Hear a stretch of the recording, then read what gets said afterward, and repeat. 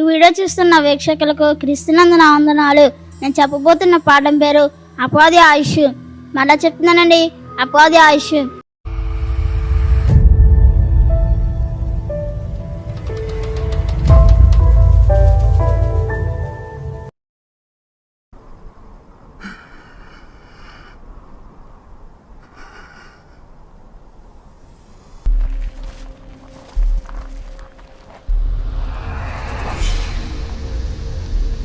Satan.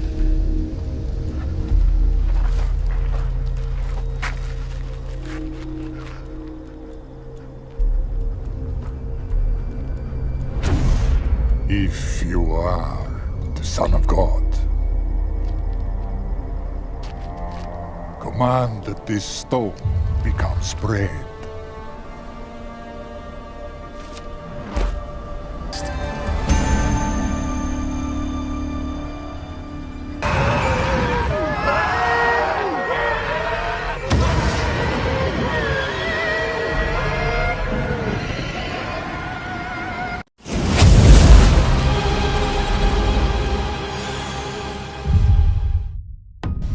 ప్రియమైన పిల్లారా, ఈ భూమి మీద ప్రతి జీవరాశికి కొంత ఆయుష్ కలిగి ఉంటుంది.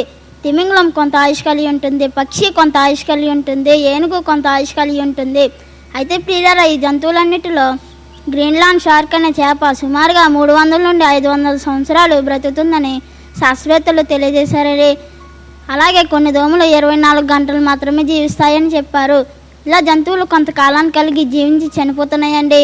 ఇంకా మనం మనుషులను గురించి ఆలోచించినట్లయితే మనిషి ఆయుష్ మొదట్లో సుమారుగా 1000 సంవత్సరాల దగ్గరగా జీవించేవారనండి.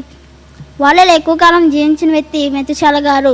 ఈయన సుమారుగా 969 సంవత్సరాలు అందరికంటే ఎక్కువ కాలం జీవించిన వ్యక్తిగా ఉన్నాడండి. ఈయన తరువాత ఆదం గారు 930 సంవత్సరాలు బతికాడు. అలా మోషే గారి కాలానికి వచ్చేసరికి దేవుడు 120 సంవత్సరాల ఆయుష్కాలాన్ని దేవుడు తగ్గించాడండి. దానికి కారణం మనుషులు చేస్తున్న పాపాలు. ఇంకా ప్రస్తుతం మనం నివసిస్తున్న కాలంలో చూస్తే 60 లేక 70, అది కూడా ఆయాసం దుఃఖమని చెప్పాడండి. మనుషుల ఆయుష్ 1000 సంవత్సరాల నుండి 60 సంవత్సరాలకు వచ్చేసింది. భూమి మీద అందరి ఆయుష్ తగ్గుతున్న అపవాది ఆయుష్ మాత్రం పెరుగుతూనే ఉందండి. వీరరా, అపవాదికి ఆయుష్ ఏంటని ఆలోచిస్తున్నారా? అవునండి, వాడికి కూడా ఆయుష్ ఉంది. వాడు తన ఆయుష్ని ఎంత నుండి ఎంత పెంచుకుంటుందో, ఎలా పెరుగుతుందో ఇప్పుడు మీకు వివరంగా చెప్తానండి. ఒకసారి మీ చేతిలో ఉన్న బైబిల్ని విప్పి చూసినట్లయితే ప్రకటన గ్రంథం 12వ అధ్యాయం 12వ వచనం. ప్రకటన గ్రంథం 12వ అధ్యాయం 12వ వచనం.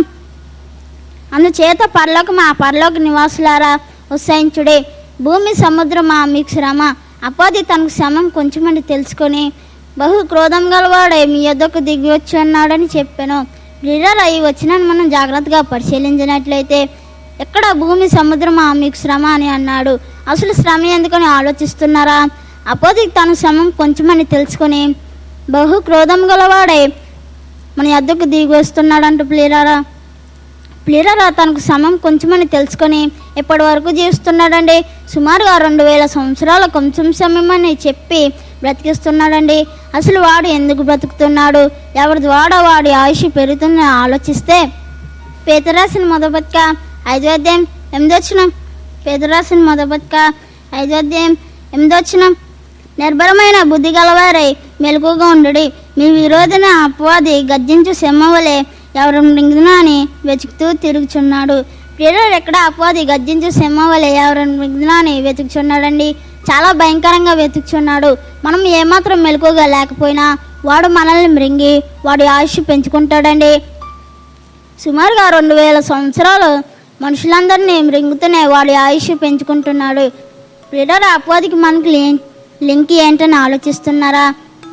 ఒక ఉదాహరణ చెప్తాను. మైల్ ఫకీర్ ప్రాణం చిలకలో ఉందన్నట్లుగా అపవాది గారి ప్రాణం క్రైస్తుల చేతిలో ఉందండి. మరి ఈ అపవాదిని మనం ఎలా అంతం చేయాలంటే మత్తయి సువార్త 24వ అధ్యాయం 14వ వచనం. మత్తయి సువార్త 24వ అధ్యాయం 14వ వచనం. మరి ఈ రాజ్య సువార్త సకల జనములకు సాక్షాత్మే లోకమంతటా ప్రకటింపబడును, అటు తర్వాత అంతం వచ్చు. మరి ఈ అపవాదిని మనం చంపాలంటే యేసుక్రీస్తు వారు ఈ లోకానికి 2వ రాకడలో రావాలి. లోకమంతటా రాజ్య సువార్త ప్రకటన జరగాలి. మరి ఈనాడు క్రైస్తవులు సకల జనులకు సువార్తను ప్రకటించే పనిలో ఉన్నారా? లేక నీ రాజ్యం వచ్చుగాక అని ప్రార్థించుటలో ఉన్నారా? ప్రార్థిస్తే అంతం రాదండి, ప్రార్థించి పని చేస్తే అంతం వస్తుంది. అంతం రావాలంటే క్రైస్తవులైన మనము సర్వలోకానికి వెళ్ళి సర్వసృష్టికి సువార్తను ప్రకటించాలి. ఆ తర్వాత యేసుక్రీస్తు వారు అపవాదిని అంతం చేస్తాడు. ఎలా అంతం చేస్తాడో చూద్దాం. దర్శనుడు రాసిన 2వ పత్రిక 2వ అధ్యాయం 8వ వచనం. దర్శనుడు రాసిన 2వ పత్రిక 2వ అధ్యాయం 8వ వచనం.